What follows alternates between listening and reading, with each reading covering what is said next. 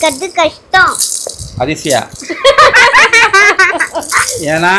ஏன்னா அவள் சின்ன பிறந்த குழந்தைலேருந்து பார்த்தீங்கன்னா சின்ன சவுண்டு வந்தாவே வந்து அவள் தூங்க மாட்டா, அழுவா.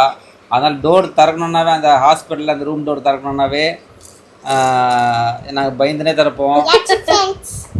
யாராவது கெஸ்ட் பார்க்க வந்தா கூட அவங்க கிட்ட சொல்லிடுவோம், மெதுவாக பேசுங்க, மெதுவா அப்படி சொல்லினே இருக்கும். ஏன்னா அவ்வளோ சவுண்டு வரும் அழுதா.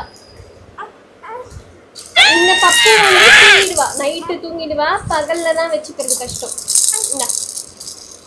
Correct.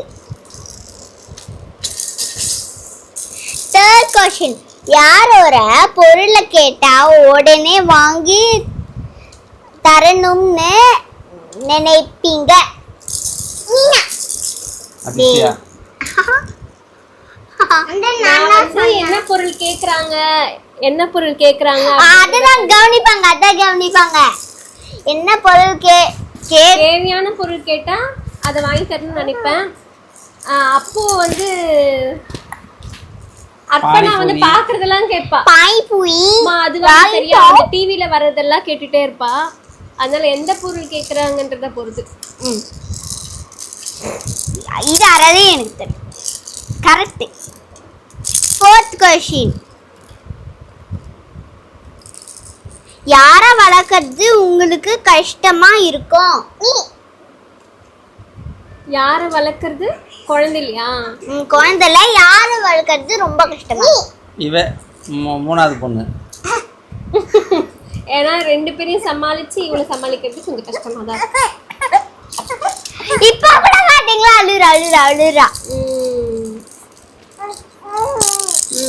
Fifth question, look wise, யார் அப்பா மாதிரி இருப்பா, யார் அம்மா மாதிரி இருப்பா?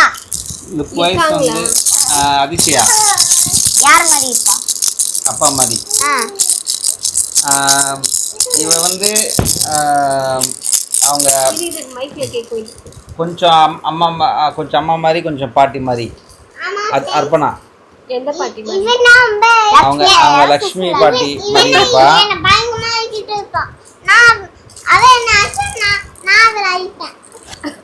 இது உண்மைதான். கரெக்ட். பப்பு யார் மாதிரி இருக்கா? மூணாவது பாப்பா. பப்பு வந்து கொஞ்சம் என்ன மாதிரி, கொஞ்சம் அம்மா மாதிரி. முக்காவாசி உங்களை மாதிரி இருக்கா. அப்ப என்ன மாதிரியே இருக்கா? நான் சின்ன வயசுல அப்படிதான் இருப்பேன். அதான் மிக்ஸ், ரெண்டு திசியாவையும் அர்ப்பணாவையும் மிக்ஸ் பண்ண மாதிரி இருக்கா. Sixth, எங்களை யாரு ரொம்ப